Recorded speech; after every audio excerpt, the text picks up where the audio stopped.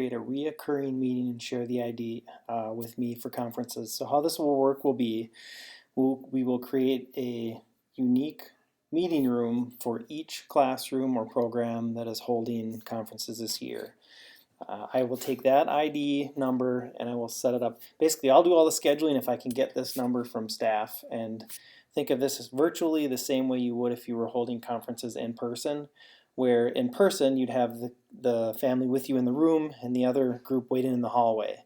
Virtual, you'll have them in the virtual Zoom room ready talking with you, and as they're waiting, they'll be in the waiting room, which is another area in Zoom. So we'll try not to overthink it too much, but when you schedule, what I need from you is to go into Zoom, go into schedule a meeting, give it a title. So in this case, I'll do Mr. Martinson's Fall Conferences. I'm not going to worry about the date. I'm going to create a reoccurring meeting, and that's where you just click this box. So basically, I can reuse the same one every time. And how do I do that? Well, it's the security feature, and the security feature will be in how you do the waiting room. So meeting ID, I'm just going to have it generate automatically. I don't need to kind of worry about that. My account says I need a password, so I'm just going to create one that's easy to remember. I'll just do 55744. Video, I'm not going to worry too much about this section because we can turn it on or off, and by participants I'm going to leave it off so that when parents do join my classroom meeting they manually have to turn it on. I don't want to do it the other way around. Audio, we're going to let them choose on their end. Calendar, I can add this to my Google Calendar, but I'm not too worried about that right now. But before I hit schedule, I want to double check something in the bottom here under advanced options. Is the option checked for enable waiting room? We want that enabled so that I have the control during my conferences to let parents come into the room just like I would in real life in person, that before they would walk into the room I would come and get them and say yes, we're ready.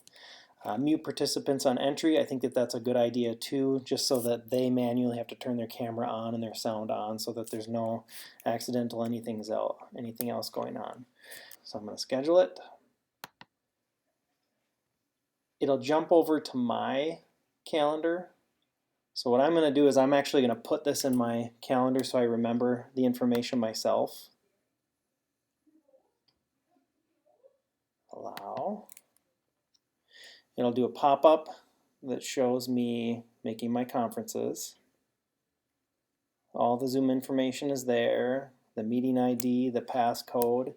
I'm going to put this, I'll just do it on the week of conferences just to make life easier for myself. I'm going to just say it's an all-day event. So I'm just going to have this show up the entire week of the 16th as an all-day event. That way in my calendar I'm going to remember it. So I'm going to put that in there. It's on my calendar. I jump forward to that week. There it is. So it's in my calendar. So the information that I need to share with Sean, the principal, in that document is the meeting ID and the passcode ID. And this is where I got it from, either in Zoom or in my actual calendar invite. So keep those two items handy because that's what I'm going to need later on. So I'm going to put that in here. If it's all in one line, it's not a big deal. I mean, I can figure it out. But I'll just go meeting passcode, meeting ID. So there we go. I didn't put my name in there because it's tracking my email, so it saves it. It already knows that it's from me. So jump back to Zoom. Everything's ready. It's not showing up because it's not until down the road. So recurring meetings, we have one in there for Mr. Martinson's Fall Conferences.